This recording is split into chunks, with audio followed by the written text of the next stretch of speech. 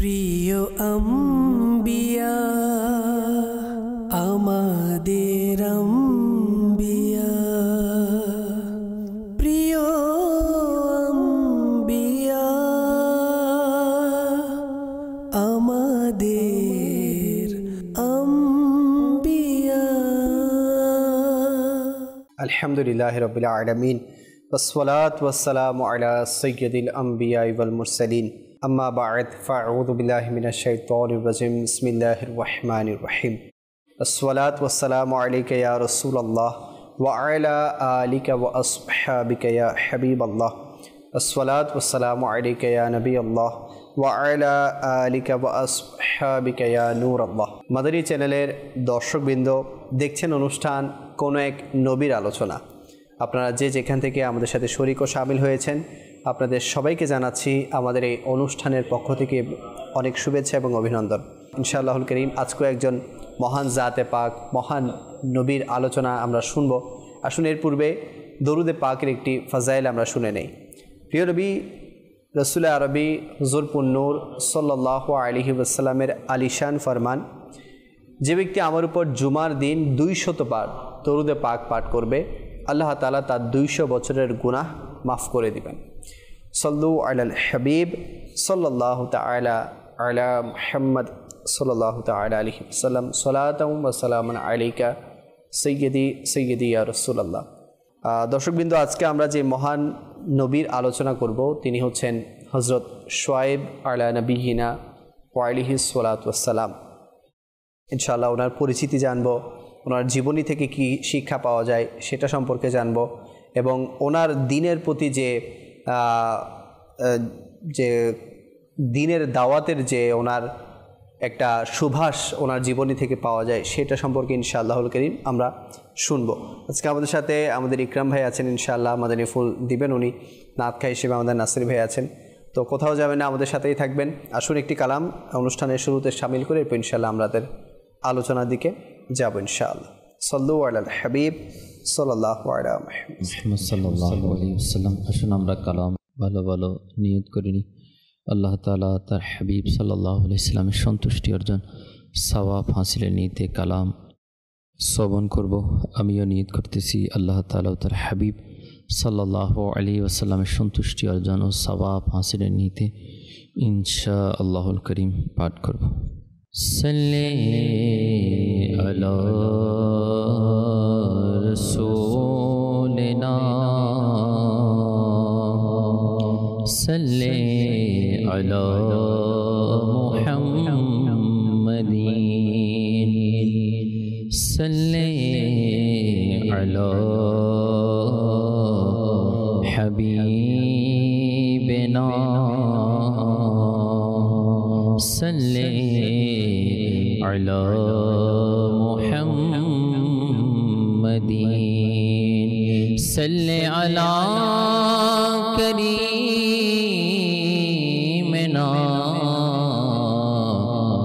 সাল্লি আলা মুহাম্মাদিন সাল্লি আলা শফিনা সাল্লি আলা মুহাম্মাদিন। আল্লাহু আল্লাহু আল্লাহু আল্লাহু আল্লাহু আল্লাহু আল্লাহু আল্লাহু আল্লাহু আল্লাহু আল্লাহু আল্লাহু। দেখতে চাই হৃদয়ে তোমায় সুবহানাহু করে সবে জিকির। আল্লাহু আল্লাহু দেখতে চাই হৃদয়ে তোমায় সুবহানাহু করে সবে জিকির। আল্লাহু আল্লাহু বলিনি বলবো না খোদা তোমায় কব, বলিনি বলবো না খোদা তোমায় কব, মনে প্রাণে খোদা মওলা মওলা মওলা, মনে প্রাণে তুমি শুধু আল্লাহ আল্লাহ আল্লাহ আল্লাহ আল্লাহ আল্লাহ আল্লাহ আল্লাহ আল্লাহ আল্লাহ আল্লাহ আল্লাহ বাগানে গগনে আলোচনা তোমার, প্রভাতে নিশীতে আলোচনা তোমার, বাগানে গগনে আলোচনা তোমার, প্রভাতে নিশীতে আলোচনা তোমার। তুমি একক অদ্বিতীয় অনন্ত অসীম, তুমি একক অদ্বিতীয় অনন্ত অসীম, তবনে অংশীদার আল্লাহ মওলা মওলা, তবনে অংশীদার জাল্লা জালালুহু। আল্লাহ আল্লাহ আল্লাহ আল্লাহ আল্লাহ আল্লাহ। সারা পৃথিবী চাই তোমায় পেতে শুধু, আমরা তোমারি বান্দা হে সুবহানাহু। সারা পৃথিবী চাই তোমায় পেতে শুধু, আমরা তোমারি বান্দা হে সুবহানাহু। তুমি পুত পবিত্র অনন্ত অসীম, তুমি পুত পবিত্র অনন্ত অসীম, হে রহিম রহমান মওলা মওলা মওলা মওলা, হে রহিম রহমান, হে রহিম রহমান। আল্লাহ আল্লাহ আল্লাহ আল্লাহ আল্লাহ আল্লাহ আল্লাহ আল্লাহ। মাশাআল্লাহ মাশাআল্লাহ, মারহাবা। দর্শক দেখছেন অনুষ্ঠান কোন এক নবীর আলোচনা। আজকে আমরা বিষয় নিয়েছি হযরত সাইয়্যিদুনা শুআয়ব আলা নবিয়িনা ওয়া আলাইহি সাল্লাতুস সালামের জীবনী নিয়ে ইনশাআল্লাহ কথা বলবো। তো প্রথমে আমরা ইকরাম ভাইয়ের কাছে যাব ইনশাআল্লাহ, ওনার পরিচয় দিয়ে ইনশাআল্লাহ শুরু করব। আলহামদুলিল্লাহি রাব্বিল আলামিন ওয়াসসালাতু ওয়াসসালামু আলা সাইয়্যিদিল মুরসালিন, আম্মা বা'দ, ফাআউযু বিল্লাহি মিনাশ শাইতানির রাজীম, বিসমিল্লাহির রহমানির রহিম। নবী করিম রউফুর রহিম সাল্লাল্লাহু আলাইহি ওয়াসাল্লাম সহ অসংখ্য হাদিস মুবারাকার মধ্যে বর্ণিত রয়েছে যিকরুল আম্বিয়া ইবাদত, নবীদের আলোচনা করাটাই হচ্ছে ইবাদত। সুতরাং হযরত শুআয়ব আলাইহিস সালাতু ওয়াস সালাম, আল্লামা তাবারি ও রহমতুল্লাহ তাআলা আলাই, তিনি হযরত শুআয়ব আলাইহিস সালামের বংশ তিনি এভাবে বর্ণনা করেন যে তাইরুন ইবনে সাইফুন ইবনে আইফা ইবনে সাবিত ইবনে মাদয়ান ইবনে ইব্রাহিম। কেউ কেউ বলেন তার বংশ পরম্পরা হলো শুআয়ব ইবনে ইয়াশকুর ইবনে লাবি ইবনে ইয়াকুব আলাইহিস সালাতু ওয়াস সালাম। কেউ কেউ বলেন শুআয়ব ইবনে নাওবাত ইবনে আনাকা ইবনে মাদয়ান ইবনে ইব্রাহিম আলাইহিস সালাম। তার মা ছিলেন হযরত লূত আলাইহিস সালাতু ওয়াস সালামের কন্যা। আবার কেউ কেউ বলেন তার দাদু ছিলেন হযরত লূত আলাইহিস সালামের কন্যা ছিলেন। হযরত শুআয়ব আলাইহিস সালাম হযরত সাইয়্যিদুনা ইব্রাহিম আলাইহিস সালাতু ওয়াস সালামের উপর ঈমান এনেছিলেন। এক রাওয়ায়াতের মধ্যে এভাবে ছিলেন যে হযরত ইব্রাহিম খলিলুল্লাহ আলাইহিস সালাতু ওয়াস সালামকে যখন অগ্নিকুণ্ডে যখন নিক্ষেপ করা হয়েছিল, তখন হযরত শুআয়ব আলাইহিস সালাতু ওয়াস সালাম এবং মুলগাম ওই দিনেই হযরত ইব্রাহিম আলাইহিস সালাতু ওয়াস সালামের উপর ঈমান এনেছিলেন। তারা দুইজনকেই হযরত ইব্রাহিম আলাইহিস সালাতু ওয়াস সালাম হযরত লূত আলাইহিস সালাতু ওয়াস সালামের দুই কন্যার সাথে শাদী করিয়েছিলেন। এই মতটি ইবনে কুতাইবার এবং এতে আরও কিছু এভাবে বর্ণনা করা হয়েছে যে তার মায়ের নাম হলো মাইকা কিংবা কামইল বিনতে লূত। তারা আনাজাহ গোত্রের লোক ছিলেন। আনাজা গোত্রটা একটা সম্ভ্রান্ত একটি গোত্র, যার সম্পর্কে নবী করিম রউফুর রহিম সাল্লাল্লাহু আলাইহি ওয়াসাল্লাম ইরশাদ করেন যে আনাজা খুবই উত্তম গোত্র। কারোর সাথে যদি কোনো ধরনের ব্যভিচার অবিচার হতো তখন এই আনাজা গোত্রের লোকেরা তাদেরকে সাহায্য করতেন। এজন্য প্রিয় নবী হুজুরপুর নূর সাল্লাল্লাহু আলাইহি ওয়াসাল্লাম তাদেরকে উত্তম গোত্র বলে আখ্যায়িত করেছেন। শুধু তাই নয়, হযরত শুআইব আলাইহিস সালাতু ওয়াস সালামের গোত্র হযরত মূসা আলাইহিস সালাতু ওয়াস সালামের শ্বশুর বাড়ি ছিল। সুবহানাল্লাহ, শ্বশুর বাড়ির দিক দিয়ে। জি, আচ্ছা, মাশাআল্লাহ। আর এদিক দিয়ে একজন নবীর শ্বশুর বাড়ির এবং আরেকজন নবীর গোত্র, আর এই দুটাইকেই প্রিয় নবী উত্তম গোত্র বলে আখ্যায়িত করেছেন। সুবহানাল্লাহ। তার উপাধি ছিল খতিবুল আম্বিয়া এবং শাইখুল আম্বিয়া। সুবহানাল্লাহ। এখানে একটা প্রশ্ন হচ্ছে যে খতিবুল আম্বিয়া যদি হয় তাহলে নবীদের খতিব, কিন্তু ওইটা ওই সময় ছিল যখন প্রিয় নবী ইমামতি করেন নাই, যখন আচ্ছা মিরাজের ঘটনা যখন এটা তখন হয় নাই। যখন মিরাজের ঘটনা যখন সংগঠিত হয় তখন ওই দিন থেকে আমাদের নবী ইমামুল আম্বিয়া খতিবুল আম্বিয়া সুবহানাল্লাহ। এর আগ পর্যন্ত শুআইব আলাইহিস সালাম তিনি ছিলেন। আচ্ছা, মাশাআল্লাহ। এবং একটা তথ্য, তিনি শাইখুল আম্বিয়া, নবীদের মধ্যে যারা শাইখ বলতে এখানে যারা বয়োবৃদ্ধ ছিল, বয়স্ক যারা ছিল, এদেরও কি ছিলেন, এদের মধ্যেও তিনি অনন্য ছিলেন। হুজুর, এখন অনেকের মনে প্রশ্ন আসতে পারে সকল নবীদের ইলম তো আলা বালা, এখন এর মধ্যেও ওনাকে শাইখুল আম্বিয়া কেন বলা হচ্ছে? আসলে লেখক ভাই, হাতের আঙ্গুল তো সবাইগুলো তো আঙ্গুল, তো সব আঙ্গুল তো একরকম নয়, একটা ছোট আছে, বড় আছে, ক্যাটাগরি বা বাঘ আছে। যেমন অন্যান্য নবীর ক্ষেত্রে বলা হয়েছিল আলাইহিস সালাতু ওয়াস সালাম, আর আমার নবীর ক্ষেত্রে সাল্লাল্লাহু আলাইহি ওয়াসাল্লাম। আর অন্যান্য নবীর একটা লকব ছিল, কিন্তু ইব্রাহিম, প্রত্যেক নবী তো আল্লাহ পাকের বন্ধু, কিন্তু ইব্রাহিম খলিলুল্লাহকে খলিলুল্লাহ বলেছেন, আল্লাহর বন্ধু বলেছেন, এটা অন্য নবীর ক্ষেত্রে বলেন না। ইসমাইল আলাইহিস সালামকে জবিহুল্লাহ বলেছেন। তো অন্যান্য নবী তো ওনাদেরও সন্তান ছিল, ওনারাও দিন ইসলামের জন্য অনেক কোরবানি দিয়েছেন, কই কাউকে তো এটা এই পদে দেওয়া হয়নি। এটা হচ্ছে যালিকা ফাদলুল্লাহ ইউতি মান ইয়াশা, এটা আল্লাহ পাক যাকে ইচ্ছা তাকে উপাধি দ্বারা বলেন, নিয়ামত দ্বারা বলেন, বিভিন্ন পদমর্যাদা দ্বারা দন্য করেন, এখানে কারো কোনো হাত নেই। সেদিক দিয়ে ওনাকে শাইখুল আম্বিয়া বলা হয়েছে। আর একটা প্রশ্ন হচ্ছে, আপনি যেটা বলেছেন সে প্রেক্ষিতে বলছি, প্রত্যেক নবী তো সত্যবাদী ছিলেন, আমার নবীকে কোনো আলামিন বলা হয়েছে। ওনারা অন্য নবীর যুগ হয়তো পেয়েছেন বা পান নাই, কিন্তু তারপর ওনারা যেটা ওদের মনোভূত হয়েছে ওরা ওইটাই প্রিয় নবীর একে ওই উপাধির দ্বারা তারা দেখেছেন এইভাবে। এবং হযরত শুআইব আলাইহিস সালাতু ওয়াস সালাম, তিনি সুমধুর বাণী, তার সুন্দর কণ্ঠ ছিল এবং বর্ণনা পদ্ধতি এবং বাক্পটুতার তিনি অধিকারী ছিলেন।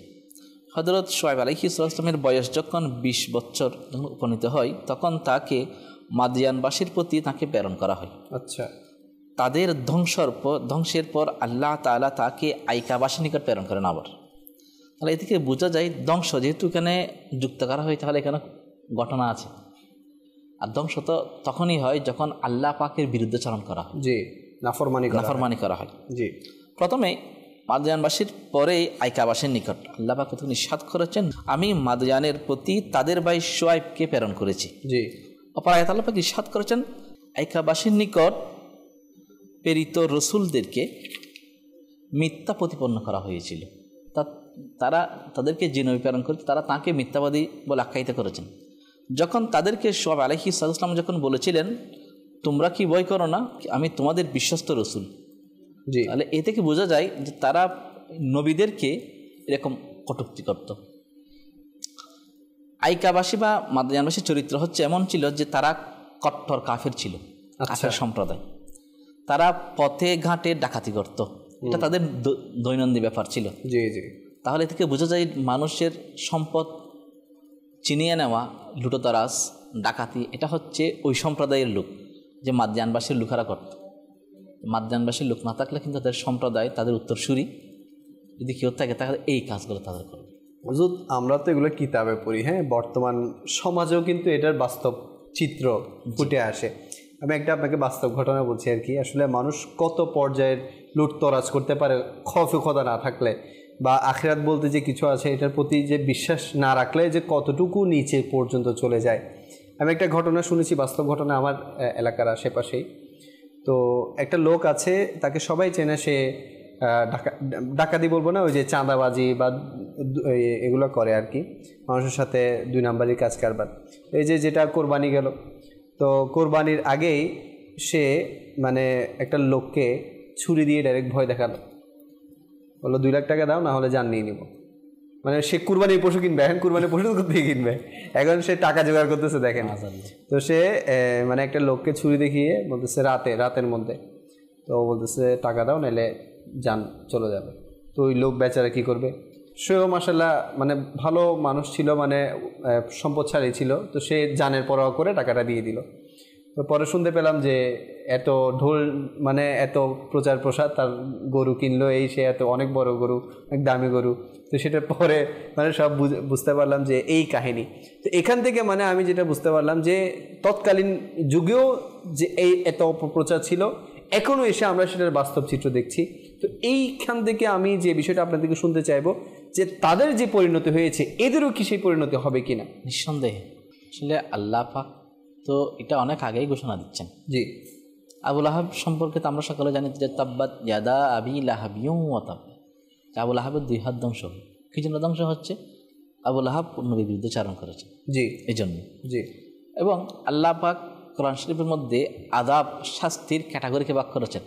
কোনো জায়গায় আযাবুন আযীম, এমন শাস্তি, মহান শাস্তি। একটা হচ্ছে আযাবুন মুহিন, একটা হচ্ছে আযাবুন আলিম। আযাব শাস্তি, সবগুলাই শাস্তি।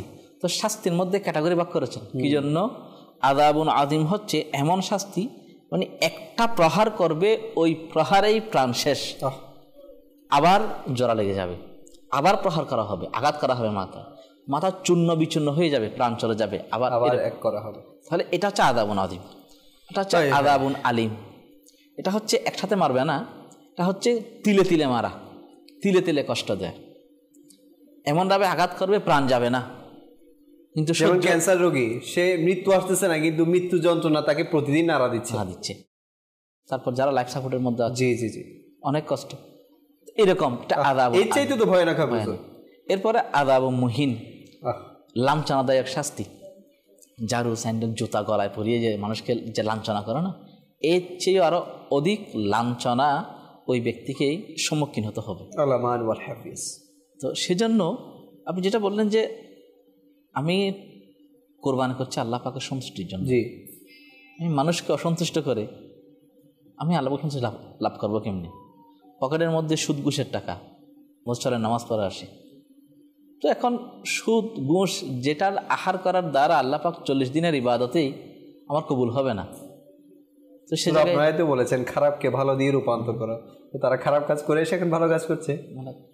তাহলে দেখুন এই যে কনসেপ্টটা এমন হয়ে গিয়েছে না, নেই আমি করতেছি তো, মানুষ তো সবাই জানে আমি একটা ভালো কাজ করছি, নামাজে যাচ্ছি, কিন্তু নামাজ পড়তে যাচ্ছি ঠিক, কিন্তু আমার আহার দেখি সলিড ছিল, চিন্তা ছিল না। কিন্তু আম্বিয়া কিরাম আলাইহিমুস সালাম এই মানুষগুলোকে সৎপথে ফিরিয়ে আনার জন্য ওনারা প্রেরিত হয়েছেন, এবং আল্লাহ পাকের দিনের দাওয়াতটা তাদের নিকট পৌঁছিয়ে দিয়ে মেসেজটা যে আযাবুন আযীম, আযাবুন আলিম, আযাবুন মুহিন, এগুলাকে তারা প্রমোট করেছেন, এগুলো শাস্তি দেখিয়েছেন। যাদের তকদিরের মধ্যে আল্লাহ পাক জান্নাত রেখেছেন তারা ফিরে এসেছেন, যাদের তকদিরের মধ্যে হিদায়াত আছে তারা ফিরে এসেছেন। কিন্তু যাদের তকদিরের মধ্যে হিদায়াত ছিল না, তারা দেখার পরও ঈমান আনেনি। আবু লাহাব বলেন, আবু জাহেল বলেন, এরা যারা ছিল এরা তো ঈমান আনে নাই। বেশক সেই জন্য আবু জাহেল তো সব কিছু দেখেছেন, তারপরে ঈমান আনে নাই। তখন তারা ডাকাতি করত এবং তারা আইকার উপাসনা করত। আইকা উপাসনা, জি, আইকা উপাসনা হচ্ছে তারা আইকাকে তারা মানে খোদা মানত। জি, খোদা মানত, বাতিল মাবুদ। জি, এবং একটা বৃক্ষ ছিল, ওইটার উপাসনা করত, যার চতুর্দিকে ছিল ঘন জঙ্গল। তারা লেনদেনে খুবই নিকৃষ্ট লোক ছিল। আচ্ছা, এই মাদায়েন এবং আইকার বাসী যারা ছিল তারা লেনদেন নীলাদ দিত না। নীলাদ দিত না। কিছুক্ষণ আগের ঘটনা, রিসেন্টলি, জি, কিছুক্ষণ আগেও একটু বাইরে গিয়েছিলাম, 2 মাস পর ওনাকে পেয়েছে। আচ্ছা, ওই ব্যক্তিকে পাওয়ার পর উনি দরে আগবদ্ধ রশি দিয়ে বাঁধতে হবে, তারপর 2 মাস পর্যন্ত কোথায় গিয়েছে আমার টাকা দাও না এটার জন্য। এখন 1 ঘন্টা হয় না, আচ্ছা, একটা আগে ঘন্টা এখানে। তো দেখুন যে 2 মাস পর্যন্ত খুব তাকে পাওয়ার জন্য, যেই মাত্র পেয়েছে কোনো কথা নেই, সালাম কালাম নাই না, কি সালাম রে ভাই, আচ্ছা এত সালাম কালাম তো অনেক দূরের কথা, তাহলে পরে করা যাবে আগে, হ্যাঁ আগে। তাহলে দেখুন যে কনসেপ্টটা, জি এই নিকৃষ্ট লোক, এটা হুজুর একটা বদ অভ্যাস, অনেক, এটা আসলে অনেক বড় বদ অভ্যাস। যে ব্যক্তির কাছ থেকে আমি নিচ্ছি, হুজুর সে তো আমার উপর এহসান করছে না, আমার বিপদে সে এগিয়ে আসছে, নিঃসন্দেহে। তো কেন আমি আমার ওয়ার্ড রাখবো না, আমি কেন আমার কথাটা রাখবো না, আমি কেন আমার অঙ্গীকারটা রাখবো না? এটাও কিন্তু তাকে আজমাইশের মধ্যে ফেলে দেয়া, তাকে বিপদের মধ্যে ফেলে দেয়া। এমনও হয় যে হুজুর আমি তো যখন দিয়েছি তখন হয়তো আমার লাগছে না বিধে আমি তাকে সাহায্য করতে পেরেছি, আমার যখন একটা অ্যাক্সিডেন্ট হয়ে যায় বা আমার একটা মুসিবত চলে আসে, তখন আমার অনেক দরকার, অনেক ইমার্জেন্সি, ওই ব্যক্তিটার সামনে ব্যক্তিটা মানে বুঝতে চেষ্টা করে না সেটা। তো সকলেই জানে যখন প্রিয় নবী সাল্লাল্লাহু আলাইহি ওয়াসাল্লাম যখন হিজরত করেন মক্কা থেকে মদিনায়, তখন মওলা শের হুদ আলীকে বলেছিল তুমি আমার বিছানায় কী করো, হ্যাঁ সেগিয়ে থাকো, কাল সকালে যখন ভোর হবে তো মক্কাবাসীর আমানতগুলা ফেরত দিয়ে দিবে। সুবহানাল্লাহ। তখন মওলা শের হুদ আলী বলেছিল যে আমি ওই একটা রাত শান্তিতে ঘুমিয়েছি। আমরা হয়তো টেনশন করতাম যে এত বড় দায়িত্ব, কিন্তু ওনার একটা রহস্য আছে, সেটা হচ্ছে যে আমি প্রতিদিন ভয়ে থাকতাম কখন মালাকুল মউত আসবে। জি, আমি যে প্রিয় নবী একটা দায়িত্ব দিয়েছে, আচ্ছা মাশাআল্লাহ, আমানতদারিতার, আল্লাহ, প্রিয় নবী আমানতদারিতা ছিল, ওইটার দায়িত্বটা আমাকে এখন দিয়েছে দেখে দিয়ে দেওয়ার জন্য। এখন প্রিয় নবী আমাকে বলেছেন সকালে হলে এদের আমানতগুলো দিয়ে দিবে, তার মানে আমি সকাল পর্যন্ত মৃত্যুবরণ করবো। হ্যাঁ আমার নবী তিলবুল গায়েব, সেজন্য উনি আমি ওই দিন সাথে ঘুমিয়ে সকালে এসে আমানতদারিতা দিয়ে দিয়েছি। প্রত্যেক নবীগণ এক্ষেত্রে খুব উচ্চমাদের অধিকারী ছিলেন। কখনো কোনো নবী আলাইহিমুস সালামগণ কখনো কোনো ব্যক্তির সম্পদ হরণ করেন নাই। তোমরা খারাপ সম্পদকে ভালো সম্পদ, ইতিমের সম্পদ বিশেষ করে, জি, যে তোমরা খারাপকে ভালোকে খারাপ দ্বারা পরিবর্তন করে, ভালো সম্পদগুলো নিয়ে নিলাম, খারাপগুলো রেখে দিয়ে ওইগুলোকে গ্রাস করো না। ইন্নাহু কানা হুবান কাবীরা, এটা হচ্ছে বড় গুনাহ। জি, এখন দেখা যাচ্ছে সমাজের মধ্যে যে আমরা যেটা সবসময় প্রত্যেক ব্যক্তির এটা কনসেপ্ট থাকে যে আমি ভালো সবসময় নিব, খারাপটা অন্য ব্যক্তিকে। জি জি, এটা সবসময় মানুষের কনসেপ্ট থাকে। এভাবে ইমাম আজমের সময় ঘটেছিল এক ব্যক্তির, যে একজন সন্তান ও নাবালক ছিল। এটা আমাদেরও দরকার, প্রত্যেক নবীগণ এটা আমাদেরকে দাওয়াত দিয়েছেন যে মানুষের আমানতদারিতা রক্ষা করার জন্য। সেক্ষেত্রে বলা যে আমানতদারিতা, আজকে দেখেন পত্রিকার পাতায় পাতায় হেডলাইন, অমুক ব্যক্তি এত কোটি টাকা নিয়ে এত কোটি টাকা আত্মসাৎ করে চলে গিয়েছে, পালিয়ে গিয়েছে, একে ধরিয়ে দিন অমুক ব্যক্তি। সবাই কিন্তু মুসলমান, এদের নাম মুসলমান অমুক।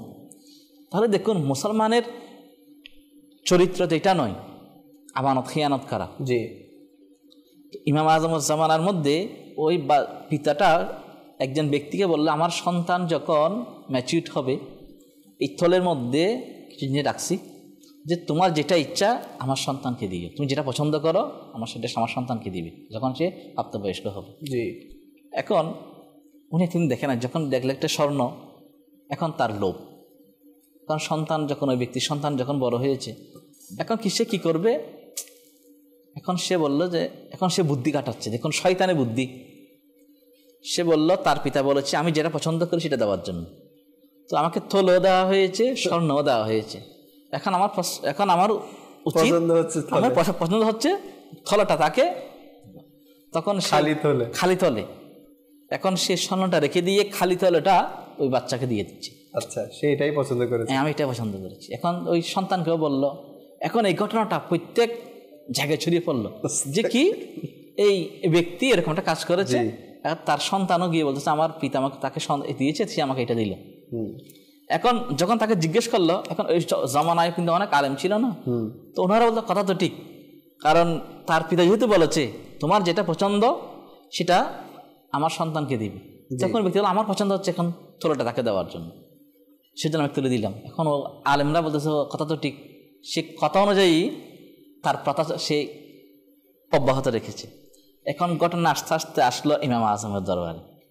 ইমাম আজম বলে তাকে ডেকে নিয়ে আসো, আনলো, জিজ্ঞেস করলো যে কি, বলে যে এরকম বলেছে, বলে যে তার পিতাকে এরকম বলে তুমি যেটা পছন্দ করো সেটা দেওয়ার জন্য বলেছে, বলে হ্যাঁ হুজুর পছন্দ করেছে, বলেছে, বলে যে হ্যাঁ বলেছে, বলে যে হ্যাঁ তুমি কি পছন্দ করো, স্বর্ণ পছন্দ করো তোমার জন্য না থলে পছন্দ করো? জি, দেখুন ইমাম আজম তো ইমাম আজম, আমার ইমাম আজম বললো তুমি তোমার জন্য কি পছন্দ করো, স্বর্ণ পছন্দ করো নাকি থলে পছন্দ করো? ওই ব্যক্তি বললো আমি আমার জন্য স্বর্ণ পছন্দ করি। তখন ইমাম আজম বলল তাহলে স্বর্ণ দিয়ে ফেলতে হবে। কেননা তার পিতা তুমি যেটা পছন্দ করো সেটা দেওয়ার জন্য, তুমি তল পছন্দ করো নাই তোমার জন্য, তুমি তোমার জন্য স্বর্ণ পছন্দ করেছো, এবার স্বর্ণটা তাকে দিয়ে ফেল। ইমাম আজমের জ্ঞান দেখে তখন সবাই অভিভূত হয়ে গেল। তো দেখুন মুসলমান তো এটাই, আমানতদারিতা। এখানে একটা জিনিস সেটা হচ্ছে জাস্টিস, যিনি জজ, যিনি জাজমেন্ট, যিনি বিচারক, ওনার মধ্যেও লোক নেই। ইমাম আজম চাইলে এটা বলতে পারতো যে তুমি অর্ধেক আমি অর্ধেক শেয়ার, এটা বলে নাই, যে তার জিনিস তাকে দিয়ে যাও। তার জন্য বিচারক, আজকে সঠিক বিচারক হচ্ছেন তো এই জন্য। জি, মানুষ এটা আপনি যেটা লুটোতারাজ করে পার পেয়ে যাচ্ছে, অবশ্যই পার পেয়ে যাচ্ছে। আমি দেখেছি যে চৌরাস্তার মোড়ের খুনি পর্যন্ত আজকে রেহাই পেয়ে যাচ্ছে। সে মামলার আসামি ছিল, তাকে সে কয়েক লক্ষ টাকার বিনিময়ে আজকে ছুটে চলে আসতেছে। তো এই যে আজকে সমাজ ব্যবস্থা বলেন বা রাষ্ট্রীয় ব্যবস্থা বলেন বা যারা আছে বা যারা বর্তমান বিচারক, তারাও তো মুসলমান, হ্যাঁ, কিন্তু তারা যে কিয়ামতের ভয় করছে না, কিয়ামতের ভয় না করে যারা আসামি আছে, অপরাধী আছে, তাদেরকেও যে ছাড় দিয়ে দিচ্ছে, কিয়ামতের দিন কি জবাব দেওয়া হবে? এটা তো কিয়ামত অনেক দূরে। এই যে আপনি যে একটু বলেন যে ঋণের কথা, জি, আমাদের ওস্তাদ মুহাদ্দিস আল্লামা সৈয়দ মাহমুদুর রহমান জালালি রহমতুল্লাহ তাআলা আলাইহি, উনি আমাদেরকে যখন মেশকাত পড়াচ্ছিলেন তখন এক পর্যায়ে গিয়ে বললেন যে এক ব্যক্তির কাছ থেকে ঋণ নেওয়া হয়েছিল, তুমি যখন চাইলো ঋণ, তো ওনাকে ঋণ দিচ্ছে না, ওদের ঋণ টাকাটা ফেরত দিচ্ছে না, রিটার্ন দিচ্ছে না, বলছে এখন আমি দিব না, এরকম অনেক দিন। তখন ওই ব্যক্তি অতিষ্ঠ হয়ে বলতে লাগলো, তুমি যদি না দাও আমি ক্ষমা করো, আমি কিয়ামতের ময়দানে নিব। তখন সে উল্টা তাকে বলতে লাগলো, ঋণগ্রস্ত যে ঋণ নিয়েছে সে বলতে লাগলো, সমস্যা নেই, যদি কিয়ামতের ময়দানে নাও আরো কিছু দাও, সবগুলো একসাথে নেই। দেখো কিরকম লোক সমাজের মধ্যে রয়েছে। এই জন্য আম্বিয়া কিরাম আলাইহিমুস সালামগণ এই মানুষদেরকে এই সঠিক পথের দিশা দেওয়ার জন্য তারা সবসময় মানুষকে এই দিক থেকে ঠিকঠাক হকুকুল ইবাদ, বান্দার হক, হকুল্লাহ হকুল ইবাদ, যে হুকুক, যে আল্লাহর হকটা আল্লাহ মাফ করে, কিন্তু বান্দার হক আল্লাহ মাফ করবে না যতক্ষণ বান্দা মাফ না করে। এই জন্য হাদিস শরীফের মধ্যে রয়েছে, কোনো শিংবিহীন ছাগলকে যদি শিং বিশিষ্ট ছাগল যদি আঘাত করে থাকে, কাল কিয়ামতের ময়দানে ওই শিং বিশিষ্ট ছাগলের কাছ থেকে শিংবিহীন ছাগলের বদলা আল্লাহ হুজুর। আমরা আসলে কথা বলতে বলতে অনেক দিকে চলে গেছি, টাইমও আসলে আমাদের অনুষ্ঠানে এই টাইমটা একটু শর্ট থাকে। তো শোয়েব আলাইহিস সালামের ব্যাপারে বললেন যে ওনার সম্প্রদায়ের যে অপরাধ তো শুনলাম, এরপর এবং তারা মানুষ ওজনে কম দিত। জি, পাল্লা যখন মাপতো তখন পাল্লার কাঁটাটা সোজা রাখতো না, ঝুঁকিয়ে দিত, এবং এটার কারণে দাঙ্গা ফিসাদ সবসময় লিপ্ত থাকতো। এবং আল্লাহ পাক এটার কারণ হয়তো আয়াত কারিমা নাজিল করেন, এবং কানজুল ইমান থেকে অনুবাদ, যে অতএব তোমরা মাপ ও ওজন পূর্ণ করো এবং মানুষদেরকে তাদের দ্রব্যাদি কম দিও না।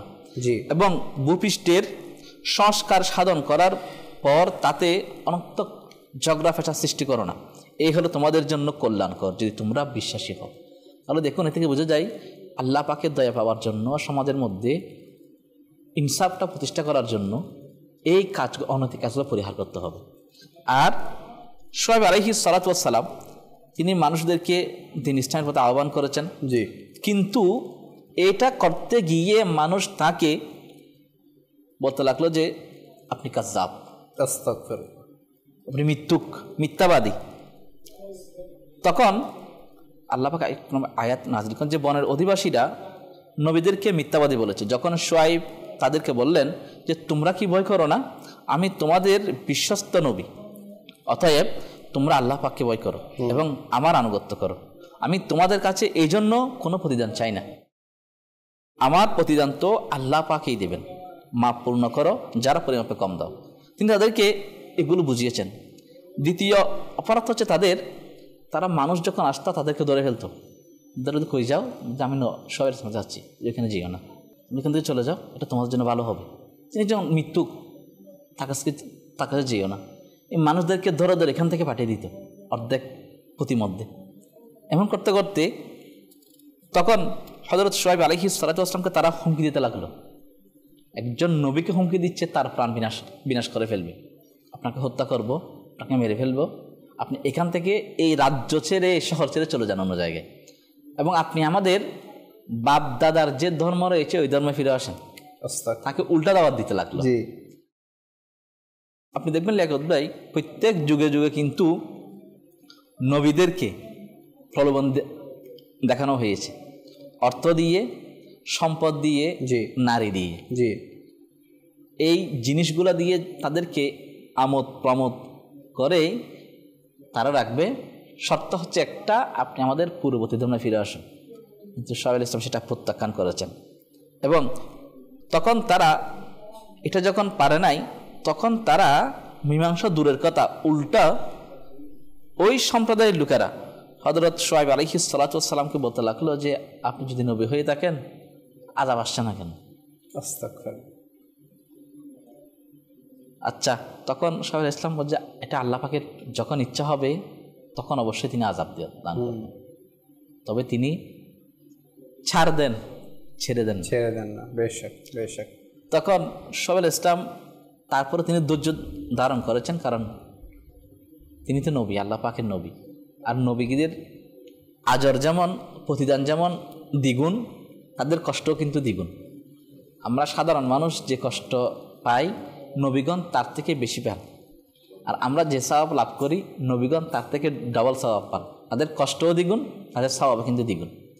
তখন সোহাইব আলাইহিস সালাতু ওয়াস সালাম, তখন তিনি ওই সম্প্রদায়ে যারা নেতা, যারা রয়েছেন, সর্দার যারা রয়েছেন, তাদেরকে দিনে দাওয়াত দিতে লাগলেন। সোহাইব ইসলাম যখন তাদেরকে দাওয়াত দিতে লাগলেন, তখন তারা উল্টা বলতে লাগলো যে দেখো, আমাদের পিতা মাতা, আমাদের পূর্ববর্তী দাদা সম্প্রদায় যারা রয়েছে তাদের ধর্ম একটা, আমরা আমাদের বাপদাদার ধর্ম ছেড়ে তোমার ধর্মে কেমনে যাবো? এটা কাজ, তুমি আমাদের ধর্মে চলে আসো, এটা তোমার জন্য উত্তম হবে। তখন হযরত সোহাইব আলাইহিস সালাতু ওয়াস সালাম, তখন তিনি বললেন এটা আমার অপছন্দ, আল্লাহ পাক আমাকে এই জন্য প্রেরণ করেন নাই। আল্লাহ পাক আমাকে প্রেরণ করেছেন তার তৌহিদের দিকে তোমাদেরকে আহ্বান করার জন্য। কারণ ওয়ামা খালাকতুল জিন্না ওয়াল ইনসা ইল্লা লিয়াবুদুন, যে আল্লাহ পাক জিন জাতি, মানব জাতি, উভয় জাতিকে মাত্র তার ইবাদত সৃষ্টি করেছেন। সুতরাং তোমরা তার ইবাদত করো, তার বর্ষতা স্বীকার করো, তিনি তোমরা যা চাইবেন তার থেকে তোমাদেরকে আরও অধিক দিবেন। কিন্তু দুর্ভাগা, তারা সেটা মানল না। যখন তারা সেটা প্রত্যাখ্যান করেছে, তখন সোহাইব আলাইহিস সালাতু ওয়াস সালাম তাদেরকে আবার দাওয়াত দিতে লাগলেন যে তোমরা নামাজ আদায় করো। নামাজের দাওয়াত দিতে লাগলেন, তাদেরকে গুনাহের কাছ থেকে বিরত থাকার জন্য বললেন। কিন্তু তারা উল্টাই সোহাইব আলাইহিস ইসলামকে তারা বলতে লাগলো আপনি আমার ধর্মে ফিরে আসুন। তাকে বিভিন্ন ধরনের প্রলোভন দেখাতে লাগলো।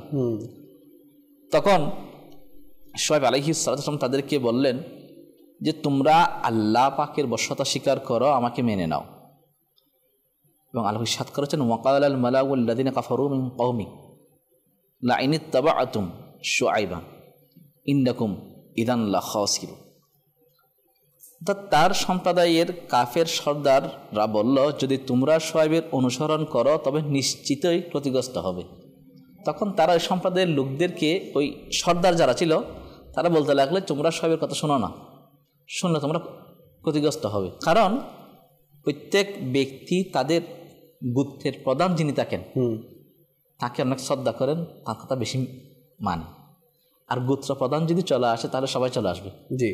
এখন গোত্র প্রধান যেহেতু এই কথা বলতে লাগলো, তখন মানুষ বিমুখ হয়ে ফিরে যাচ্ছে সোহাইব আলাইহিস ইসলামের কাছ থেকে। তখন সোহাইব আলাইহিস সালাতু ওয়াস সালাম তার সম্প্রদায়ের অবাধ্য যারা কাফের যারা ছিল তাদেরকে অনেক বুঝালো যে আল্লাহ পাকের আযাব আসবে। তখন তারা উল্টা সোহাইব আলাইহিস ইসলামকে জাদুঘর, অসৎ ব্যক্তি বলে, অসৎ ব্যক্তি, মিথ্যাবাদ এগুলো বলতে লাগলো।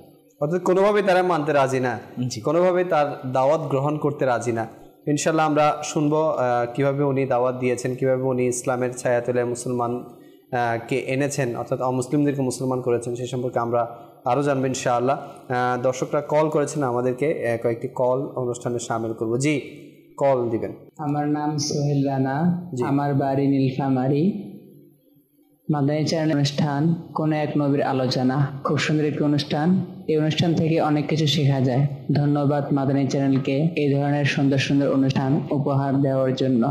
আপনাকেও ধন্যবাদ আমাদের সাথে থাকার জন্য। জি, নেক্সট কল। আমার নাম মোহাম্মদ সুহান, আমার বাসা মুন্সিগঞ্জ। মাদানী চ্যানেল অনুষ্ঠান কোন এক নবীর আলোচনা, এই অনুষ্ঠানটি অত্যন্ত সুন্দর একটি অনুষ্ঠান। এই অনুষ্ঠানের মাধ্যমে আমরা প্রতি সপ্তাহে কোনো এক নবীর ঘটনা জানতে পারি। মাদানী চ্যানেলকে অত্যন্ত ধন্যবাদ এত সুন্দর একটি অনুষ্ঠান আমাদেরকে উপহার দেওয়ার জন্য। মাশাআল্লাহ, মুন্সিগঞ্জ থেকে দেখছেন। আল্লাহ পাক আপনাকেও বরকত দান করুক। আপনিও যে আমাদের সাথে আছেন এর জন্য আপনাকেও অনেক অনেক অভিনন্দন। Next call. আমার নাম সুমন, আমি ঢাকা থেকে বলছিলাম। মাদানী চ্যানেলের অনুষ্ঠান কোনো এক নবীর আলোচনা, এই অনুষ্ঠানটি অনেক সুন্দর। আমি প্রত্যেক সপ্তাহে দেখি। এই অনুষ্ঠান থেকে আমরা প্রত্যেক সপ্তাহে কোনো এক নবীর জীবনী সম্পর্কে আমরা জানতে পারি। ধন্যবাদ মাদানী চ্যানেলকে এই ধরনের অনুষ্ঠান উপহার দেওয়ার জন্য। আমার জন্য দোয়া করবেন। মাশাআল্লাহ, আল্লাহ পাক আপনার সমস্ত নেক ও জায়েজ দোয়াগুলোকে কবুল করুক। সোশ্যাল মিডিয়াতে আছেন জুনাইদ ভাই, মাশাআল্লাহ লিখেছেন। এরপর আছেন ওসমান ভাই, মাশাআল্লাহ লিখেছেন। সেলিম ভাই আছেন, মকসুদুল আলম ভাই আছেন, মহিউদ্দিন কাদেরি ভাই আছেন আমাদের সাথে। এরপর দিনাজপুর থেকে মেসেজ দিয়েছেন যে কালাম শুনতে চেয়েছেন উনি। একজন রাজশাহী থেকে মেসেজ দিয়েছেন, উনি বলছেন উনি মাদানী চ্যানেল দেখেন, এটা প্রকাশ করেছেন। আল্লাহ পাক আপনাদের দেখা কবুল করুক। আল্লাহ পাক আপনাদের সমস্ত নেক ও জায়েজ ফরিয়াদ কবুল করুক। তো দর্শকবৃন্দ, আপনারা দেখছেন অনুষ্ঠান কোনো এক নবীর আলোচনা। আমরা আলোচনা করছিলাম শোয়েব আলা নবীনা আলাইহিস সালাতু ওয়াস সালাম ব্যাপারে, ওনার নেকির দাওয়াতের ব্যাপারে। জি হুজুর। যখন গোত্রের প্রধানরা যখন বলতে যে আপনি জাদুঘর, আপনি মৃত্যু, তখন আল্লাহ নবীর জালালিয়ত, তখন তো উনি অনেক দান করেছেন। তখন তিনি আল্লাহ পাকের দরবারে তিনি এভাবে আরজ করলেন যে আল্লাহ তুমি এটা ফয়সালা করো। এটা যখন আয়াতের মধ্যে ইরশাদ করেছেন যে তারা বলল যে তুমি তো জাদুঘরদের অন্যতম, তুমি আমাদের মতো মানুষ নয় তো কি, আমাদের ধারণা তুমি মিথ্যাবাদীর অন্তর্ভুক্ত। অতএব যদি তুমি সত্যবাদী হও তবে আকাশের কোনো টুকরো আমাদের উপর ফেলে দাও। আচ্ছা, তখন এটা বলার পর তখন ইচ্ছাও কেমন, আকাশের টুকরা চাঁদের আযাবের টুকরা আর কি। আচ্ছা, তখন শোয়েব আলাইহিস সালাম তখন আল্লাহ তাআলা দোয়া করতে লাগলেন যে রব্বানা ফতাহ বাইনানা ওয়া বাইনা কওমিনা বিল হাক্কি ওয়া আনতা খায়রুল ফাতিহিন। হে আমাদের প্রতিপালক, আমাদের এই সম্প্রদায়ের মধ্যে ফয়সালা করে দিন, যথার্থ ফয়সালা, আপনি শ্রেষ্ঠতম ফয়সালাকারী। যখন আল্লাহ নবী যখন দোয়া করলেন তখন সাথে সাথে আল্লাহ পাক কবুল করেছেন। তখন আযাব শুরু হতে লাগলো। হযরত ইবনে আব্বাস রাদিয়াল্লাহু তাআলা আনহু থেকে বর্ণিত যে তিনি বলেন শোয়েব ইসলামের সম্প্রদায়ের উপর প্রথমে এমন ভীষণ গরম চাপিয়ে দেওয়া হয়েছে যেন জাহান্নামের দরজা খুলে দেওয়া হয়েছে, ফলে তাদের শ্বাস রুদ্ধ হয়ে থাকে। এমনকি যে ছায়া রয়েছে, ছায়া এমনকি পানিতেও তাদেরকে শান্তি দিচ্ছিল না। এখন লেখক ভাই গরম তো আছেই, যে ছায়া যেগুলো আছে ওইটা পর্যন্ত তাদেরকে পানির মধ্যেও শান্তি দিচ্ছিল না। তারা অসহ্য গরমের তা অতিষ্ঠ হয়ে গিয়েছিল। তারা ভূগর্ভস্থ কক্ষের মধ্যে তারা যখন প্রবেশ করলো, তারা মনে করলো উপরে মনে হয় গরম বেশি, ভিতরে খনন করে ওইখানে থাকি। যখন সেখানে ঢুকলো ভূগর্ভস্থ কক্ষে, সেখানে আরও গরম বেশি। অতঃপর অস্থির হয়ে জঙ্গলের দিকে তারা চলে গেল। সেখানে আল্লাহ তাআলা একটি ঘন কালো মেঘ পাঠিয়ে দিলেন, যার নিচে তারা সবাই চলে আসলো। যদি শীতল বাতাস বইছিল তখন তারা সবাই যখন সেখানে পৌঁছলো, আল্লাহ পাক ওই মেঘকে আবার আযাবে পরিণত করে দিল। এটা গরম হলো এবং তাদেরকে তাপ দিতে লাগলো।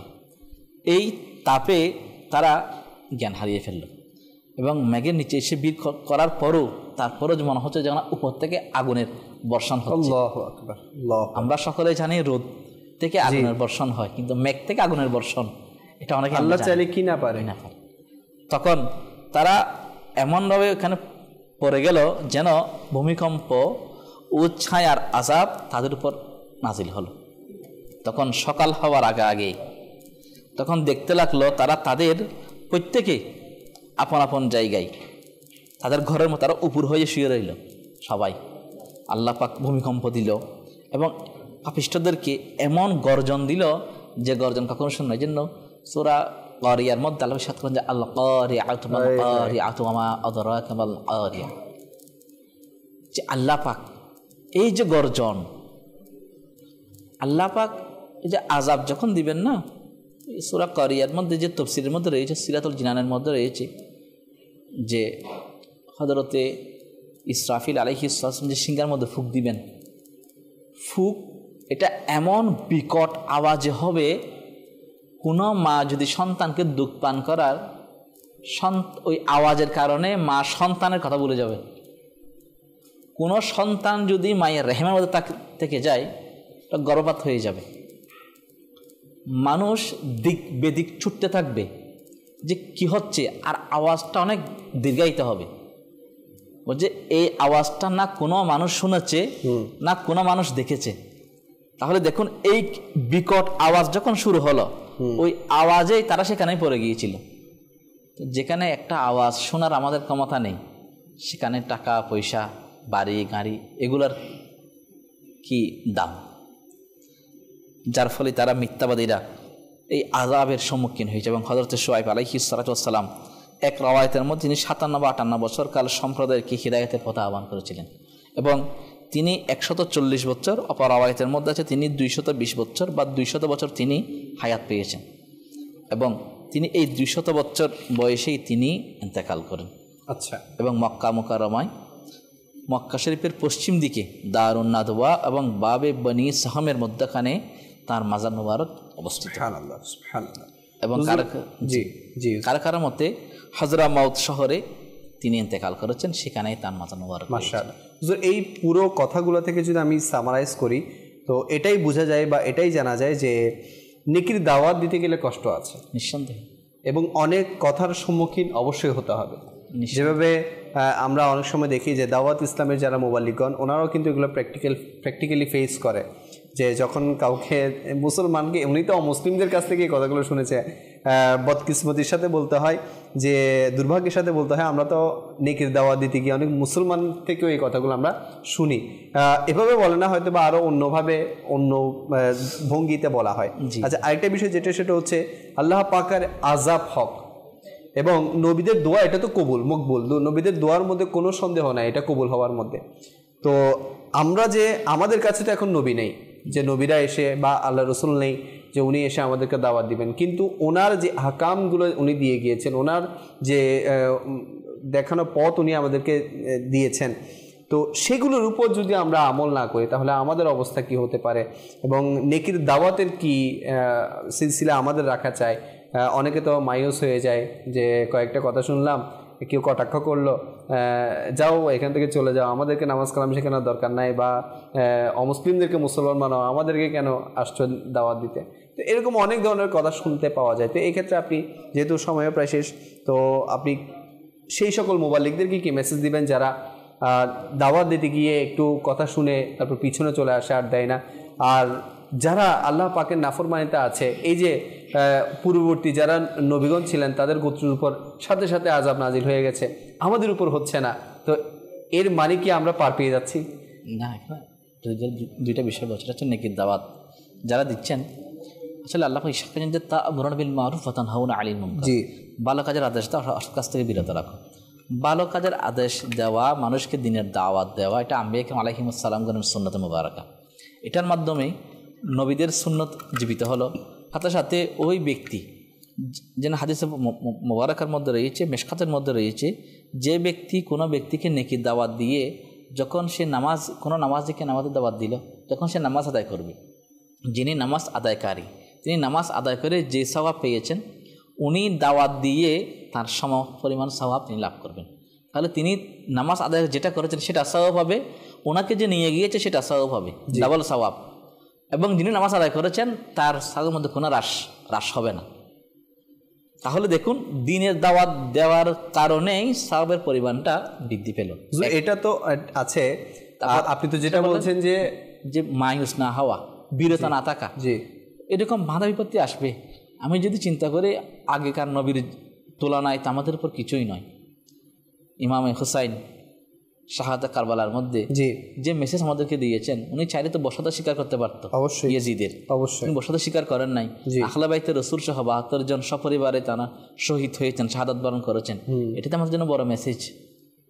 এবং প্রিয় নবী রাসূল আরবি হুজুরপুর নূর সাল্লাল্লাহু আলাইহি ওয়াসাল্লাম বাকির জীবনটা এটাই করেছেন। বেশক হুজুর, এখানে আপনি যে কথাটা বলেছেন এটা আবার ছুটে যাবে, সেটা হচ্ছে আপনি যেটা বলছেন যে দাওয়াতের কারণে যদি কেউ প্রভাবিত হয়ে সেই দাওয়াত গ্রহণ করে তার কথার উপর আমল নিয়তের মধ্যে চলে আসে তাহলে তো সওয়াব পাচ্ছেই।